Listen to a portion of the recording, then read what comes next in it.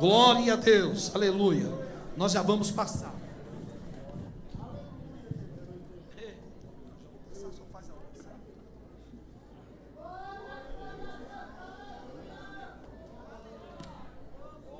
Queridos, com muita alegria, saúdo a todos na paz do Senhor. Eu quero ler o texto para conciliar a proposta temática tão bem sugestiva. Eu quero ler na carta do apóstolo Paulo aos Romanos, tendo em vista que a ênfase da proposta é o anúncio do Evangelho. Obrigado. Capítulo 1, um texto por demais conhecido, versículo 16.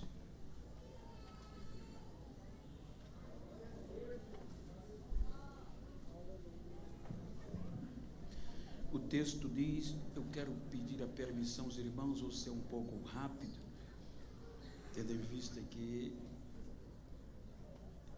estamos já num horário que temos que vigiar.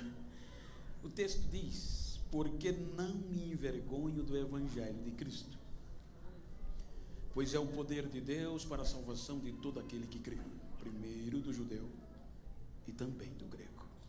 Amém? Queiram tornar os vossos assentos, enquanto eu agradeço a Deus o privilégio de poder estar participando desta festividade, atendendo um convite do pastor Wilson, a quem quero agradecer de público, sua muito digna esposa, missionária Dora, e toda a diretoria deste setor, e sem esquecer da minha gratidão ao pastor presidente Osival, pois como presidente da igreja, sem a anuência dele, eu não estaria aqui. Quero agradecer aos diretores deste setor 11, a toda a coordenação dos senhores, na pessoa do evangelista Jussiano, que em nome do pastor me lançou o convite e eu me senti muito honrado em poder atendê-lo. Evangelista Manuel Vieira, muito obrigado pela recepção, e a todos os componentes dos senhores e a igreja. Quero louvar a Deus pela vida do pastor Teodoro, muito bom conhecê-lo, e gostaria de citar nome dos amigos, mas os irmãos entendem, mas está aqui o pastor Zé Carlos, Manleia, sua família, como também o Sandro. Em nome deles estendo a minha gratidão a todos os demais amigos. Queridos, a proposta festiva é chamados para anunciar, e eu quero tomar por base esse texto para contextualizar a contundência e o peso que há sobre nós desta geração, quando nós não só observamos o tema no papel, mas colocamos em prática em vida. Quando nós analisamos os personagens que abriram mão de muitas coisas, até da própria vida, por conta deste mesmo Evangelho, dá para motivar a nossa fé e a nossa esperança. Quando nós analisamos o contexto escrito, não é qualquer pessoa que escreve esta tonalidade de não se envergonhar do Evangelho. Quando nós falamos de Evangelho, estamos falando de notícias. Quando nós observamos o Evangelho, há outros Evangelhos sem ser de Cristo. Por isso que é uma nova de grande alegria, boas novas. Pois os irmãos hão de convir que quando antes do Evangelho de Cristo vir, ou seja, havia um contexto tenebroso no que se diz respeito à santidade e à espiritualidade. Israel, que era o projeto para anunciar, os irmãos observem que Israel foi o projeto para anunciar o amor de Deus escolhido por ele a toda a terra. Quando nós analisamos a Israel, o projeto verdadeiro.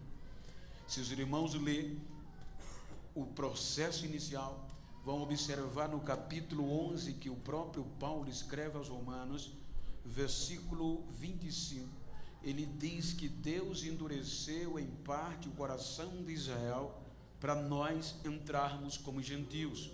Ou seja, ele vai dizer que Deus não esqueceu Israel. Quando o arrebatamento da igreja vir, então Israel vai voltar a anunciar o evangelho, a mensagem. Porém, enquanto a trombeta não tocar, a vez é dos gentios. Então observem o que isto quer dizer. Os irmãos hão de convir que no contexto judaico, o judaísmo era quem predominava. Judaísmo não é religião, é uma nação.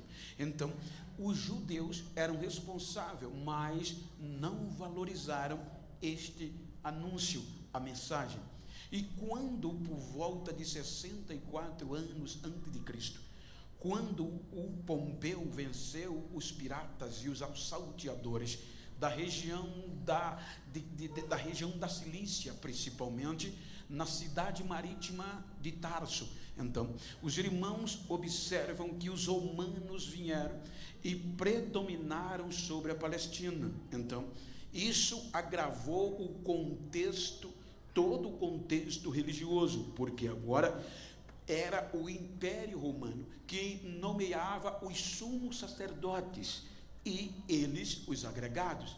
Caso o sumo sacerdote não cumprisse as determinações de Roma de manter a ordem, de controlar os judeus, eles eram destituídos e outros colocados. Então o sumo sacerdote agora fazia tudo para não perder o cargo. Então já vinha muito degradado o contexto espiritual e agora piorou, porque a política romana entrou dentro do contexto religioso. Então agora era tudo feito em questão política, religiosa e econômica.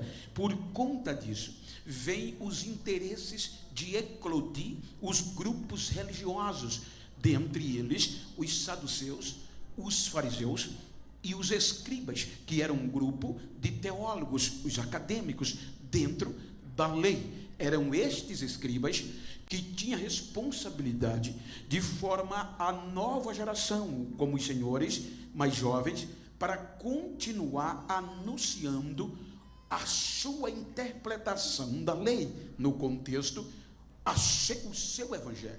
Então observem que aqui vem a segregação. O que era para ser pregado, para levar o povo a Deus, agora vai afastar, porque dentro da severidade dos fariseus, então eles interpretam a lei de Deus, mas descartam o amor. Então vão observar que antes do evangelho de Cristo entrar, quem era funcionário público ligado a Roma era pecador, e para eles não entrava nem na igreja, e eles não entravam nem na casa deles para não se contaminar. As mulheres que viviam vendendo o seu corpo não tinham mais perspectiva de vida, eram banalizadas. Os deficientes com portadores especiais, ou seja, não tinham direito nem de cantar, nem de adorar, porque eles interpretavam como sinônimo de maldição.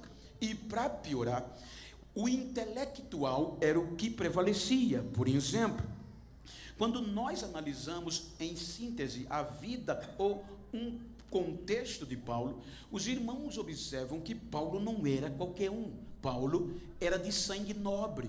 Paulo é descendente do primeiro rei de Israel, Saul. Então ele é descendente da tribo de Benjamim. Ele trazia no seu contexto o contexto de nobreza. E sendo ele nobre, a sua família se destaca em uma função que era muito importante da época, na região de Tarso, cidade universitária da época, era a construção de tendas. Então, para um romano, para um judeu, dentro fariseu, o pai dele era fariseu, ele vem de uma descendência farisaica, que era o pior, melhor dizendo, no bom sentido, era o mais severo grupo religioso dentre os judeus. Por isso que o Paulo mesmo na frente diz, então eles eram criados de forma na lei, portanto, ele vai adquirir cidadania romana, porque, segundo alguns ensaios teológicos, porque o seu pai ou seu avô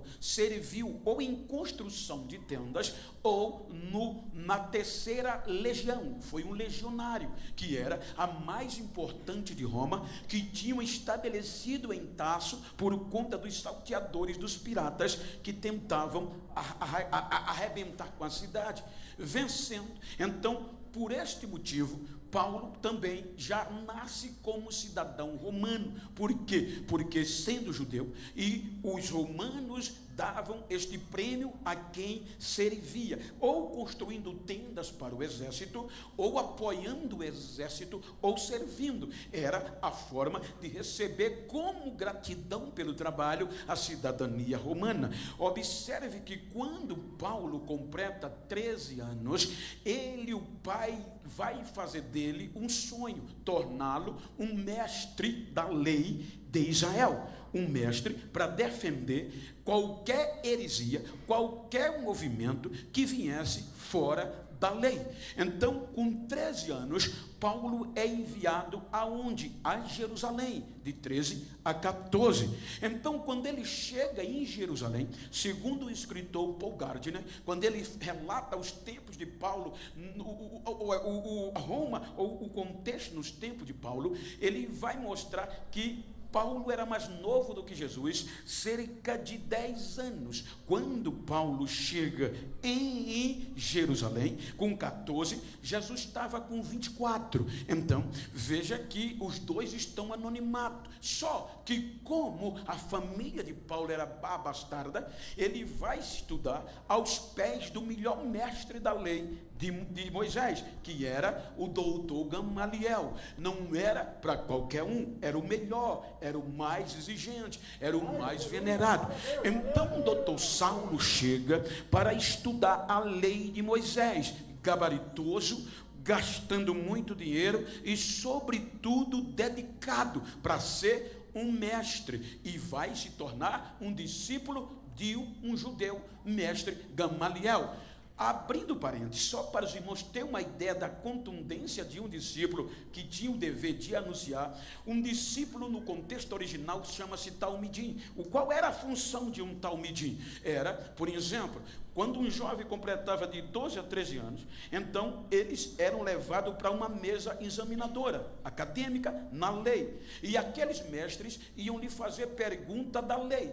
Conforme o intelecto deles, eles diziam que aquele rapaz, aquele jovem, era o futuro discípulo de um deles para anunciar a sua tese ou interpretação da lei. Então, quando eles eram aprovados, só eram os bons, os melhores, os intelectuais, e a partir daí, a vida desses rapazes não era mais dele. Por exemplo, quando Paulo é aprovado para ser ensinado por Gamaliel, então ele agora deixa de viver e vai viver para o mestre Gamaliel. Então, qual era a exigência? Era que a partir daqui, esses novos discípulos, que seria a futura geração que ia impactar o judaísmo, tinham que viver 24 horas por dia, na maioria dos dias, observando, porque eles iam prender os proféticos, os históricos, a lei e também os salmos, e sobretudo o comportamento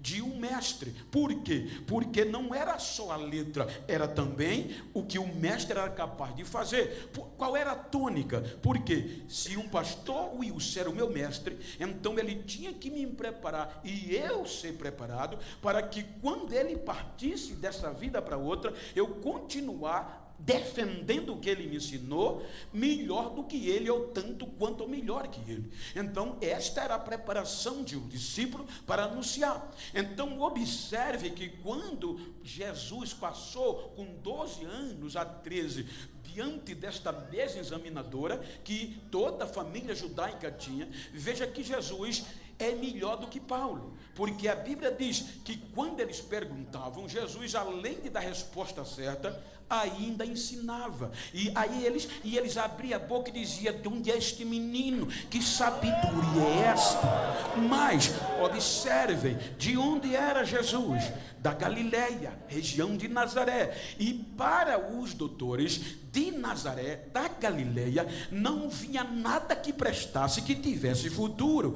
Quando perceberam que Jesus era de Nazaré, veja que ele descarta, Jesus some de novo e vai para o anonimato. Mas o doutor Saulo, a história mostra que ele vai estudar. O interessante é que a grade curricular, vou usar o termo legal, a grade curricular dizia, na época, que para um jovem se tornar um mestre, ele tinha que estudar 10 anos, ou seja, era o tempo para eles poder pegar o diploma, digamos assim, de mestre. Então, quando Jesus começa a anunciar o evangelho de amor e de salvação, veja que as coisas estavam corrompidas, porque dentro do templo, ou seja, havia culto, havia rituais, porque a lei de Moisés, ela é um tripé, ela é, segundo Levítico 18, ela é em 3 pés. É um tripé, é juízos, estatutos e cerimoniais.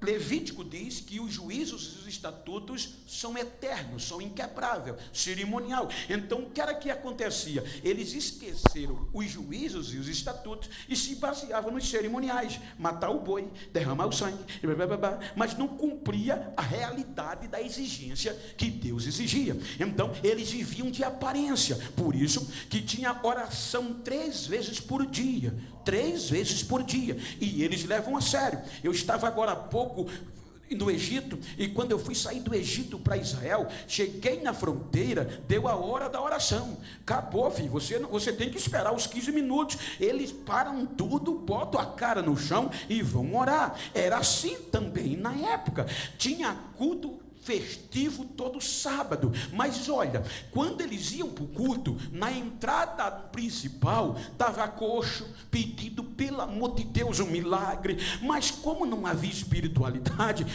o culto começava, terminava, oração, e o coxo só piorava. Por isso que você vê que dentro da cidade há um tanque. Eu fui na velha cidade de Jerusalém, que muitos viviam à mercê de uma agitada de águas para ter um milagre, e só um entrava, diz a história. Outros viviam no alpendre, descartados, miseráveis, doentes e abandonados, e você não vê nenhum desses discípulos ou mestre fazendo oração e acontecendo algo sobrenatural, porque só tinha aparência. Então observe que agora Jesus entra com um evangelho de Deus, o evangelho não para destruir isso, mas para cumprir. Aí qual é a ênfase? É que Jesus podia fazer como Gamaliel fazia e os outros, preparar os intelectuais. Você vai começar a ver agora o privilégio que nós temos. Aí Jesus, em vez de ir na faculdade de Jerusalém, Jesus, em vez de catequizar os crânios, não, ele vai acreditar em uns semi-analfabetos, pescador, agricultores, que em Jerusalém nunca ia provar. A Bíblia diz que ele chama estes homens para anunciar o seu evangelho. Ele escolhe, me ajuda, abre o retorno por favor.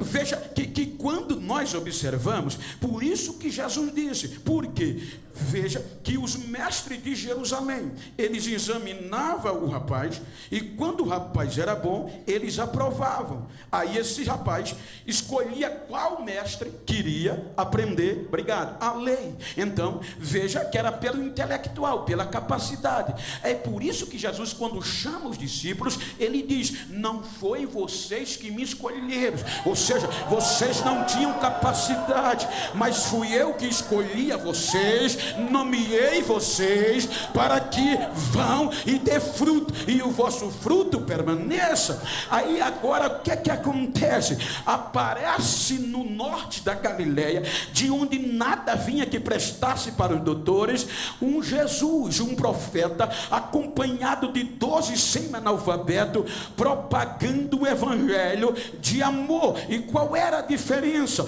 É que em Jerusalém os cultos eram clamorosos, havia elite, a celebridade, mas o coxo continuava coxo, o ouro, a oferta, o dinheiro rolava. Aí agora vem Jesus pregando o evangelho no meio da rua, em praça pública, sem celebridade, sem glamour. Qual é a diferença? O seu evangelho vai fazendo diferença, porque milagres aconteciam tanto dentro de Israel como fora. Veja que a Bíblia diz que quando os gentios cirofenícios ouviram que aonde Jesus passava e pregava o evangelho, o coxo levantava, o cego voltava a enxergar, eles ficaram animados. A Bíblia diz que eles pegavam os seus doentes, jogavam nas redes, pegavam os endemoniados, pegava os aleijados e trazia de longe, e sabia Jesus vai passar aqui, e colocava eles deitados na beira do caminho aonde Jesus ia passar com os seus discípulos. E a Bíblia diz, onde Jesus passava, o doente ficava curado, os demônios corriam e o evangelho de Jesus era pregado.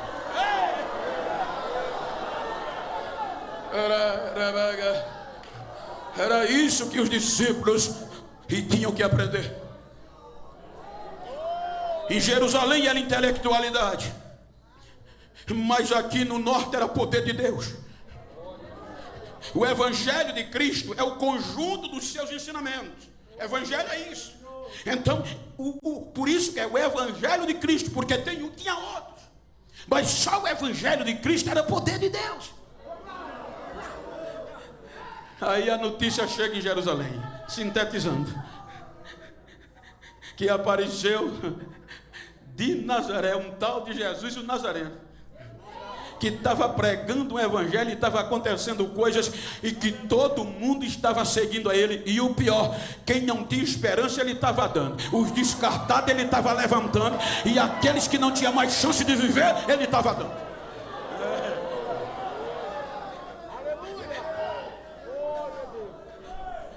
E doutor Saulo, estudando, aí você vai observar, em síntese, não vou passar, vou fazer o máximo, é que quando eles sabem, aí eles tentam parar o evangelho de Jesus. Primeiro, vergonha. Veja que está no Novo Testamento, como a autoridade que eram para os judeus, e para mudar a fé de um judeu não era fácil, porque eles desde pequeno eram catequizados na lei, e a voz do sumo sacerdote era a voz de Deus. Então eles deliberaram um termo que dizia: qualquer pessoa que seguir este Jesus é uma vergonha, é uma miséria, é anátema. Por isso que Jesus fez uma reunião, porque percebeu o impacto e disse: vocês querem me seguir? Querem ser meus discípulos? Renuncie a vocês mesmos, tomem a cada uma a sua cruz e venha. Porque aquele que se envergonhar de mim e das minhas palavras, eu vou me envergonhar dele naquele dia, diante de meu Pai e dos seus anjos, quando eu voltar na minha glória. Veja que Jesus tocou no assunto, não conseguiram parar. Para resumir, disseram: é o jeito de matar. Pode olhar que está escrito em João, que eles disseram: vamos, reuniu a cúpula da diretoria e disse: agora para prender ele não tem mais jeito. Por quê? Porque todo mundo, se deixar assim, vai acreditar nele, e a gente vai perder o cargo, está escrito. Então agora vamos matá-lo. Por quê? Matar de cruz, porque Roma aderiu à morte de cruz justamente para punir esse tipo de pessoa, segundo eles, revoltosos, revolucionários vencidos, e como também escravo fugitivo. Então disseram, matando ele de cruz, como um revolucionário, a gente vai parar o evangelho, parar os discípulos. Por quê? Porque a morte de cruz tinha uma mensagem que dizia: se eu preguei um evangelho, juntei um grupo de pessoas, por isso que mataram Teuda e Judas, o Galileu. Matando-me, os meus discípulos, se continuar, depois de eu morto, pregando o que eu ensinei, vão morrer do mesmo jeito. Então vão levar Jesus à cruz. Mas Jesus já está com 3 anos e meio pregando e ensinando os seus discípulos, para que depois que ele partisse, eles não desistissem. Mas veja que a ameaça de morte foi tão grande que quando eles prenderam Jesus, os discípulos fugiram. Porque não era fácil, gente. A gente prega e acha que era fácil, não era. Porque até aqui os discípulos não tinham a visão de Jesus celeste. Eles achavam que Jesus ia destronar, tomar o poder de Roma e assumir o reino de Israel. Por isso que a mãe dele, de 2, disse: coloca um à tua direita e outro à tua esquerda quando tu assumir o trono. Porque eles não tinham uma visão espiritual. Agora Jesus vai à cruz. Quando Jesus vai à cruz, qual era a essência do aprendizado? Que todos fossem com ele. Mas não, só 2. E dos 2 ficaram de longe. E um disse que nem conhecia. Olha a pressão psicológica que o poder tinha. Pedro negou, espraguejou 3 vezes que não conhecia esse Jesus, não sabia quem ele era. E nem da Galileia ele era. Olha a pressão quando a gente leva para a realidade. O poder que era o judaísmo. Porque o judaísmo não era só o judaísmo. Tinha o sinédrio, que era a justiça. Tinha os acadêmicos, que eram os escribas. Tinha o pior, que eram os fariseus, que eram ferrenho nas tradições, mas não cumpria. Eram hipócritas, segundo a Bíblia. Então, quando Jesus morre, parece que acabou. Morreu, eles não vão ter coragem de continuar pregando, anunciando este evangelho. Por quê? Porque Jesus morreu. Só que quando Jesus ressuscita no 3º dia, ele vai buscar um por um. Até Tomé, que disse que não era mais crente. Até Pedro, que já tinha voltado a pescar, porque ele já acabou. Nem crente sou mais. Ele vai buscar um por um e diz: ficai na cidade, até que do alto sejais revestidos de poder. E o que?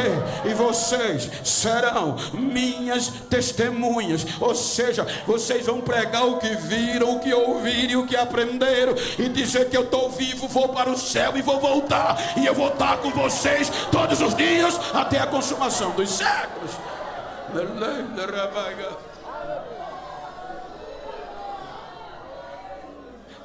O Espírito vem.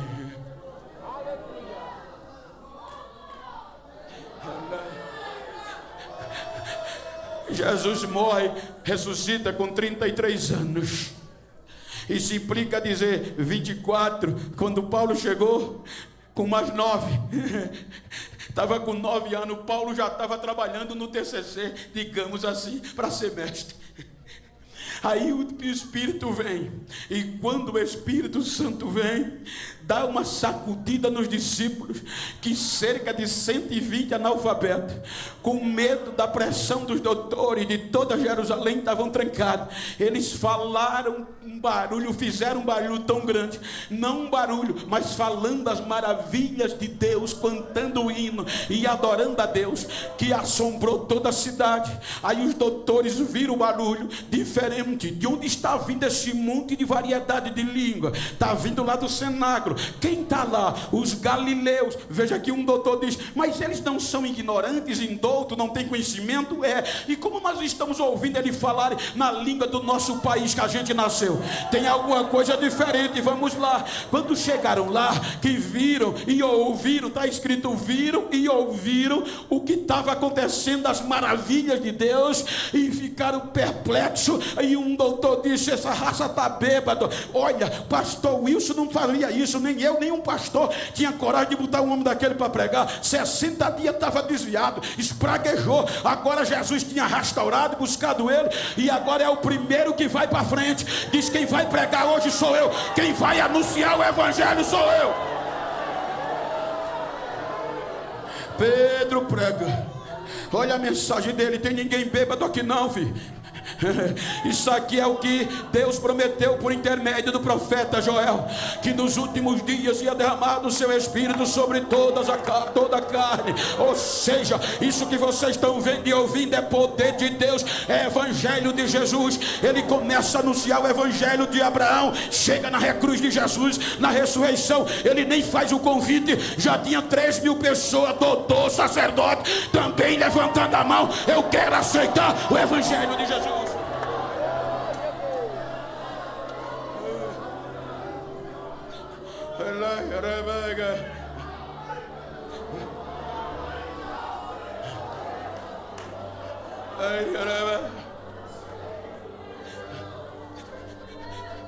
Aí, para desaforar, Pedro e João sobem ao templo.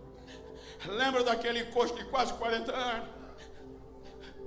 Todo dia estava ali, tinha culto lá dentro e nunca foi curado. Agora, no meio dos doutores, na porta do templo, só tinha celebridade. Veio os dois semi-analfabetos, sem diploma, sem anel, mas cheios do Espírito Santo. Escute que eu não estou aqui menosprezando quem estuda. Eu estudo até hoje, estudo. Os dois dá mais certo. Aí me dá uma esmola. Não temos prata nem ouro, mas o que nós temos vamos te dar em nome de Jesus, o Nazareno. Levanta.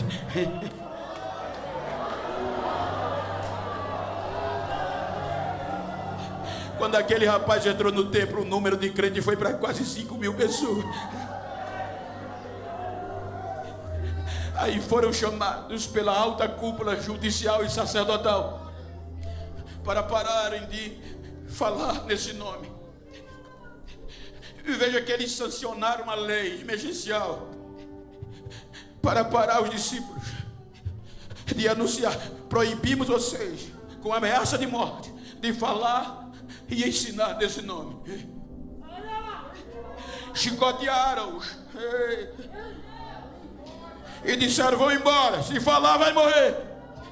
A Bíblia diz que nem para casa foram. Quando saíram do templo, foram anunciar o evangelho.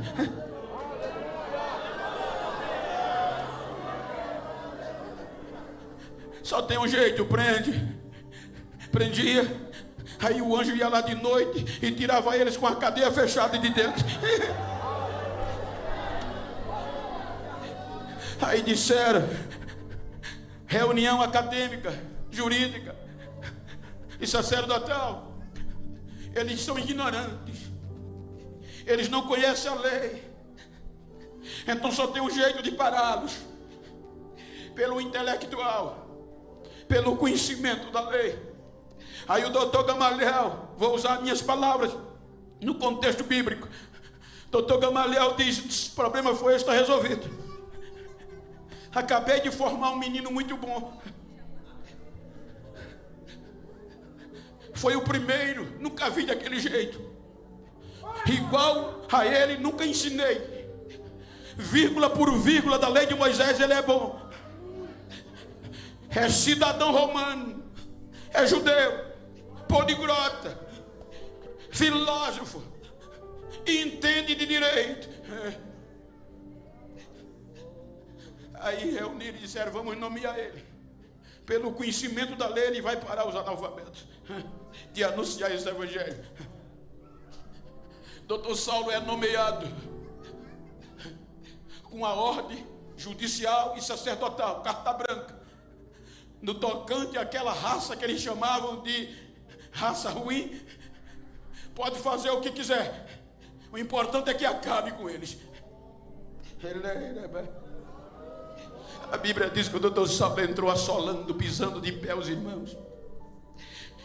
Quem não desistia jogava na prisão. Na morte de Estevão, ele fez parte, tomou conta das vestes. Ele bateu tão pesado no anúncio do evangelho, que a Bíblia diz: exceto os apóstolos, mas os demais irmãos saíram de Jerusalém com medo de morrer. Muitos desistiram, mas a Bíblia diz que outros não, mesmo correndo risco de vida, por onde eles passavam, anunciavam o evangelho de Jesus. Veja que Filipe chega em Samaria, e Samaria era dominada espiritualmente pelo grande poder da magia.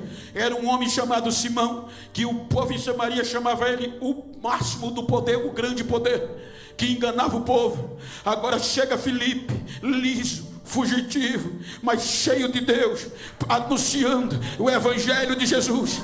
Veja que a Bíblia diz que o evangelho de Jesus foi tão poderoso que quebrou Samaria no meio. Os irmãos de Samaria se converteram, e até Simão Mágico aceitou o evangelho de Jesus como Salvador.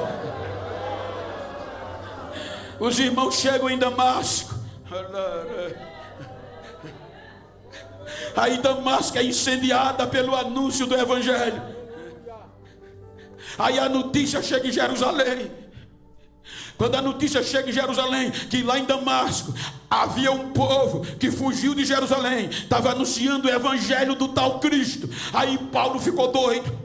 Ele anunciou, disse: eu pedi fé de ofício, que é uma carta branca, com autoridade sacerdotal. Eu vou lá e vou arrebentar com eles, vou trazê-los presos, e quem não desistir, quem não quiser desistir e vir preso, eu mato lá mesmo. Recebeu a autoridade, pegou a escolta e vai para Damasco. Antes de chegar em Damasco, ele mesmo conta: meio-dia é a hora que o sol é mais quente, é a hora que o sol brilha mais, é a hora que o sol espenda a sua glória, 2 milhões de graus Celsius. Quando ele chega perto de Damasco, ele diz que desce do céu um brilho de luz que brilhava mais do que o sol em pleno meio-dia.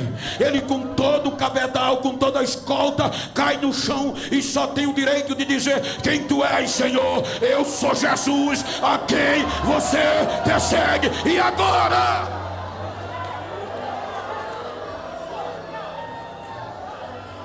O perseguidor, aquele que dizia que ser crente era vergonha, agora já chega em Damasco, crente até o tutano. 3 dias de jejum, sem comer e sem beber, orando.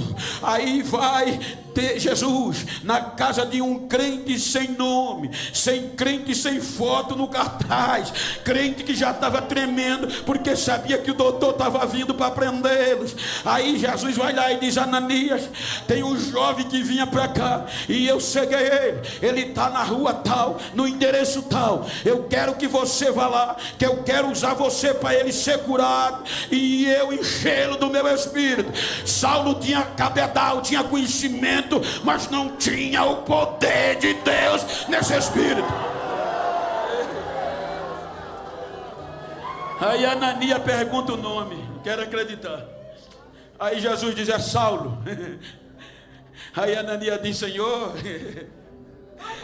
esse homem é cruel, ele já prendeu muitos crentes, já matou, e ele está vindo aqui para nos levar preso para Jerusalém. O que é que eu vou fazer lá? Ele é terrível. Jesus diz: eu já quebrei ele no meio, filho. Ele agora é um vaso escolhido para anunciar o meu evangelho aos gentios e aos reis deles. Ananias vai, chega lá, Saulo orando. Eu acho lindo o termo, claro, no contexto construtivo, não pejorativo. Hoje. Ontem eu estava pregando na convenção, uma DENE, que é a reunião dos ministros do Nordeste, na minha cidade. Todos os pastores nordestinos, a maioria, os presidentes, estavam lá. E você tem que chegar com cuidado. Não estou dizendo no caso lá, mas estou falando a gente que foi ensinado da nossa cultura cristã. Você tem que chegar, em alguns casos, Pai do Senhor, doutor, PhD. Se você disser irmão, misericórdia. Aí Ananias chega cheio do Espírito Santo, sabendo que o doutor Saulo era o top. Ele já entra dizendo: irmão Saulo. Já sabe que o cara está quebrado no meio. Irmão Saulo, o Jesus que me apresentou mandou eu aqui. Eu vou orar e você vai ser curado. A Bíblia diz que Ananias ora, as escamas caem, ele volta a ver. Quando o doutor se levanta, Jesus deixa comigo agora e enche Saulo do Espírito Santo. E Saulo agora vai falar línguas estranhas. Saulo agora vai conhecer o que é poder de Deus. Diga para quem está ao seu lado: estude o máximo que puder, mas nunca abra mão da unção. Nunca deixe este poder.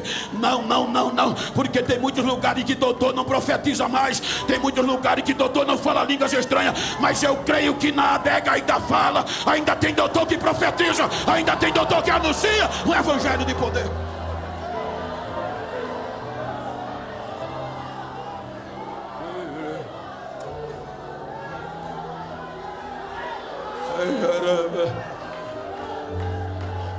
Aí agora eles perdem de novo. E agora a notícia chega em Jerusalém: o doutor não voltou mais. O que houve? É crente.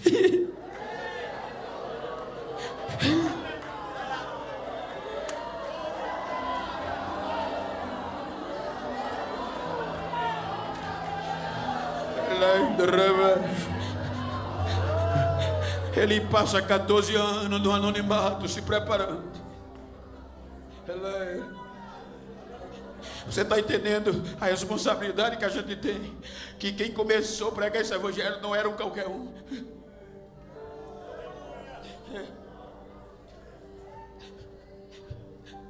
Enquanto isso, um bando de judeus, junto com alguns gentios, impactados pelo derramamento do Espírito, se converteram e partiram para Roma.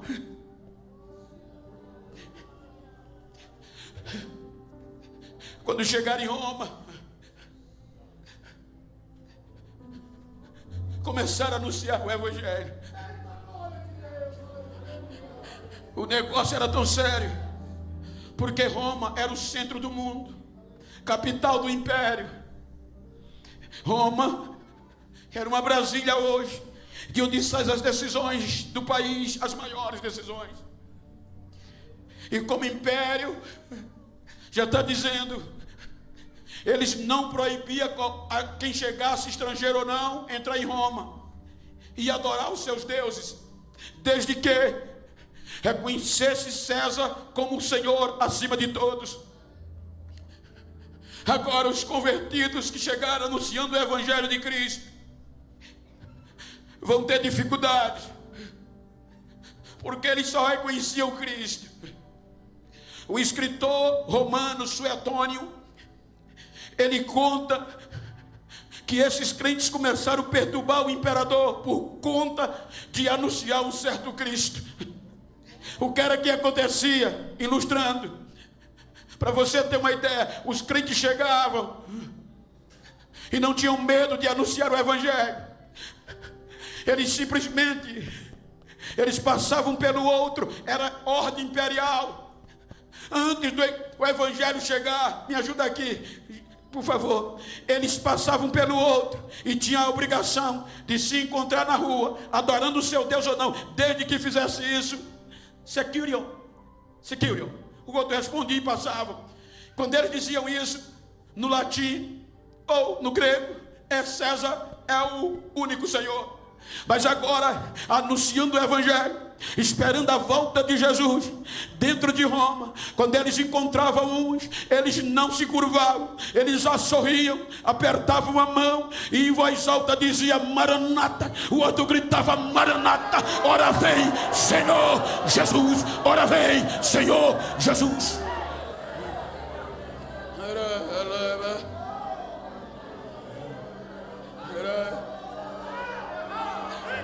Por conta disso, do ano 49 depois de Cristo, o imperador Cláudio expulsa judeus de Roma. Eles faziam tudo para pará-los. Relatos históricos. Eu pisei nessa areia, eu tive lá por 2 vezes. Eles pegavam os cristãos e jogavam nas arenas. Relatos históricos dizem que por conta deste evangelho que a gente prega hoje, famílias inteiras eram jogadas nas arenas. Os filhos pequenos puxando o veste dos pais e das mães e gritando: pai, o que vai acontecer, pai, mãe? O pai em lágrimas olhava para O filho dizia: está vendo aquela gradezinha ali, meu filho? Tô, papai. Daqui a pouco, filho, aquela grade vai subir. E os leões vão vir ao nosso encontro, filho. E vão nos estraçalhar, filho. Mas uma coisa, a gente não pode parar de pregar o evangelho e nem negar Jesus Cristo, filho. Vamos continuar, filho.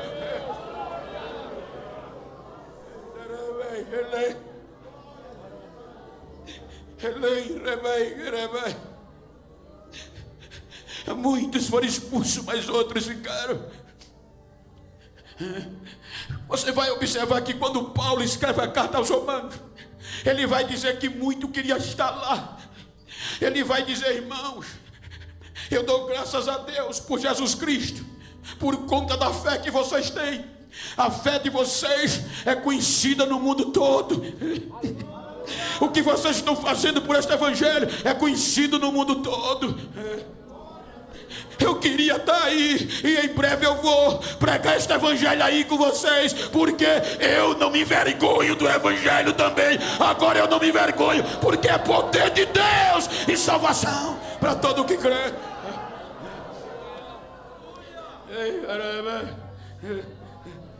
Ele escreve isso com cerca de 57 anos depois. 54, Nero começa a reinar. Nero reina ou domina o império, salvo engano, de 54 a 64. Então veja que agora, por volta entre 60 e 64, Nero toca fogo em Roma. E quando Nero toca fogo em Roma, ele, para eliminar os cristãos, devastar, ele coloca a culpa nos cristãos e diz: os cristãos são culpados. E desencadeia uma perseguição implacável para destruir todos os cristãos. Aí Pedro está sabendo. E Pedro, quando escreve a carta do tema, ele escreve por volta dos anos 60, 64 por aí. E ele vai escrever as 5 províncias na Ásia, que era dominada por Roma. Província na Ásia, mas províncias romanas. Então quando ele vai escrever, ele está sabendo que está vindo uma perseguição implacável, e ele vai motivar os crentes para não perder a fé e não deixar de anunciar o evangelho. Veja que ele vai estimulá-lo dizendo: vocês não podem negar, continue santo, como o santo é aquele que vos chamou. Vocês não podem desistir, porque vocês não foram comprados por coisa qualquer, como coisas corruptíveis, feito prata e ouro. Olha o que é que ele diz. Você vê aí, eu estava meditando os dias passados, o valor monetário que um jogador de futebol ganha. Tem jogador aí que chega assusta quando diz a cifra, mas eles merecem, porque são craques, são merecedores. Mas Pedro está dizendo para a igreja que ele escreveu, a região, que vocês não foram comprados por qualquer coisa, ou seja, a gente não merecia. Ele disse: mas o valor que vocês custaram não tem que se compare. Não foi a prata, não foi o ouro, mas foi o precioso sangue de Jesus. Avante, vocês não podem parar. Por que não pode parar? Porque vocês são a geração eleita,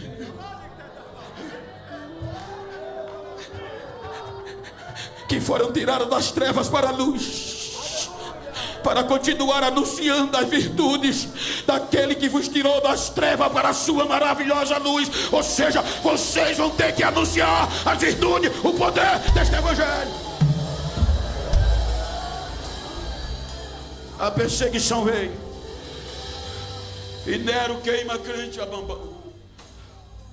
E a história diz que faltaram lenhas para queimar crentes.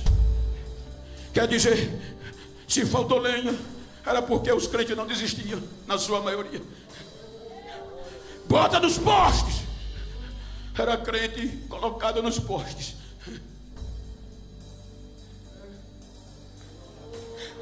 Riscavam fogo.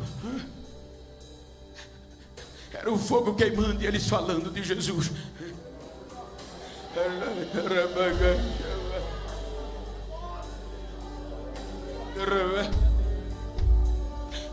Nero decapita Paulo para parar. Nero crucifica Pedro, mas não conseguiu parar.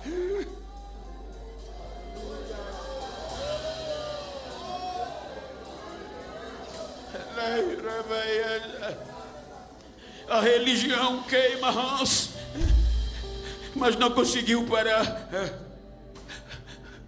Tentam parar Lutero, mas não conseguiram parar. Tentam parar os grandes avivalistas. Os doutores diziam como mudem. Diziam: o que é que vocês têm? Vocês não têm estudo, vocês não têm sermões bonitos, mas como é que vocês conseguem atrair as pessoas a encher as praças e aceitar este evangelho que vocês pregam? Eles diziam: primeiro, a gente toca fogo na gente, e o povo vem ver a gente pegando fogo.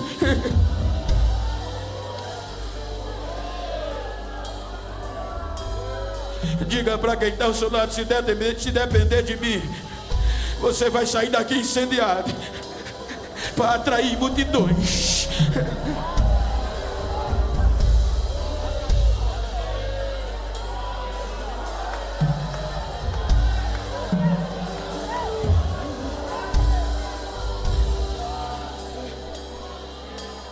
Tentaram parar os nossos pais. Nós somos fruto de pessoas simples. Outro dia, uma revista muito importante publicou um artigo de um jornalista muito importante. O ódio que tem dos cristãos, dos evangélicos. Ele disse que nós somos formados de periferia, povinho pobre, que não sabe falar direito, sem escrúpulo, e que somos a causa da crise no Brasil. Ele disse: eu odeio esse povo. Mas antes dele concluir, ele disse: o que me dá mais raiva desse povo é que ninguém consegue tirar deles essa chama que eles carregam dentro deles. Ninguém consegue apagar.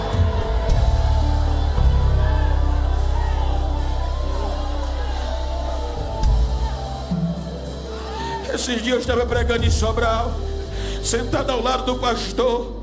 Ele disse: pastor, quem orou pelo meu pai aceitar Jesus foi Daniel Berg. Ele disse: nessa igreja, pastor, todos aqueles homens passaram. E ele disse: o meu pai, anunciando este evangelho, entrou um doido e esfaqueou meu pai até a morte. Era meu pai sendo esfaqueado e pregando o evangelho de Jesus.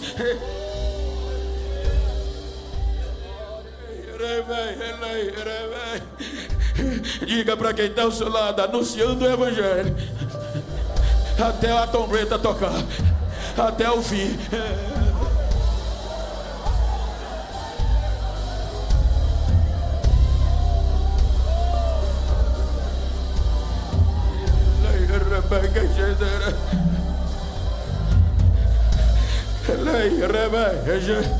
Eu sempre gosto de dizer isso quando eu falo do evangelho. Diga para quem está ao seu lado: chegou o século 21. Mas diga com fé: chegou o século 21. Diga: agora chegou a pós-modernidade. Agora chegou a facilidade. Diga: mas agora é a nossa vez.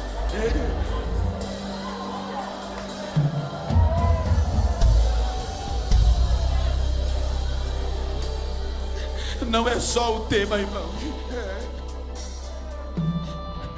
Esses homens abriram mão da própria vida de viver. Homens e mulheres que perderam vidas por conta de anunciar esse mesmo evangelho que a gente está reunidos aqui. E eles não tinham a facilidade que a gente tem. O preço era a vida.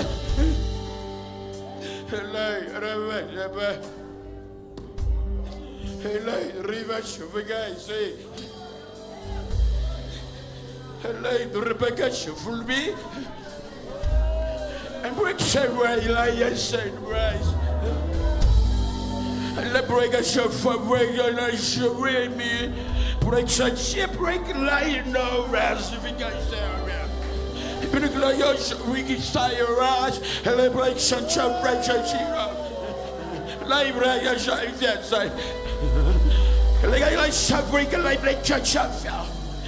O Espírito Santo me faz dizer que está fortalecendo joelhos que estão cansados.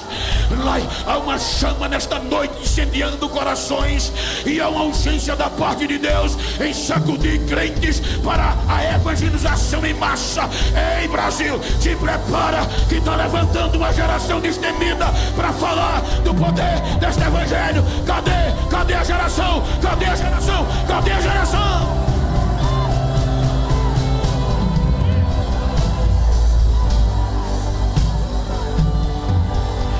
Fique de pé, por favor. Me perdoe os 4 minutos, pastor, que eu passei. Eu vou te pedir um favor. Eu só termino de pregar assim na maioria. Vira para esse crente do mesmo sexo, ou íntimo que está do teu lado aí. Vira para ele e conclui comigo. Me ajuda aqui, Josiane. Vira para ele assim, olhando nos olhos dele. Esse anunciador de boas novas. Diga para ele: não estou nem aí. Quero nem saber como você iniciou o congresso. Quero saber como você vai sair. Diga: vou sair incendiado.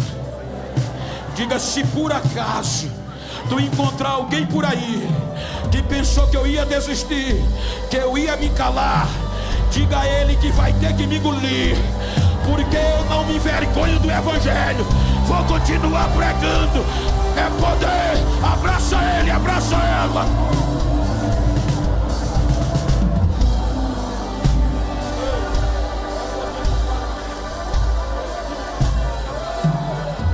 Glória a Deus. Não pode resistir agora. Não pode pregar agora. Renova agora. Deixa eu ver o barulho de glória. Deixa. Evangelho é poder de Deus, é poder de Deus, é poder de Deus. Vai, pega fogo, vai. Seja renovado agora. Incendeia quem está ao teu lado. Faz ele sair daqui como nós saímos nos nossos cultos, pegando fogo, embriagado pelo poder deste evangelho.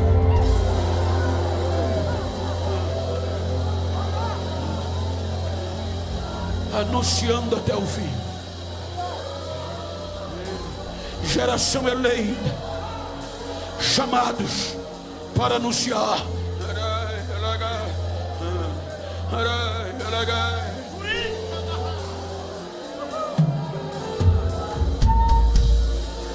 Eu disse uma vez, não me lembro, o setor estava o Zé Carlos, estava lá comigo, e eu disse que quantas vezes eu recebo ligação hoje na pós-modernidade das pessoas cultas me incitando para não pegar mais Bíblia. Para que pregar evangelho mais? A nova geração não quer saber mais de línguas estranhas, nem de Pentecoste, nem de Bíblia. O evangelho agora é psicologia. O evangelho agora é automotivação. O evangelho agora é coach. Bom e bonito. Você tem que mudar de pregar. Eu digo não. O evangelho que eu aprendi, ele não sai de tempo. Ele é hoje, ele foi ontem, ele é hoje, ele será sempre. Ou seja, vou continuar pregando Bíblia, vou continuar falando línguas estranhas, vou continuar profetizando. Cadê a geração que vai continuar anunciando este evangelho? Cadê você? Então adora!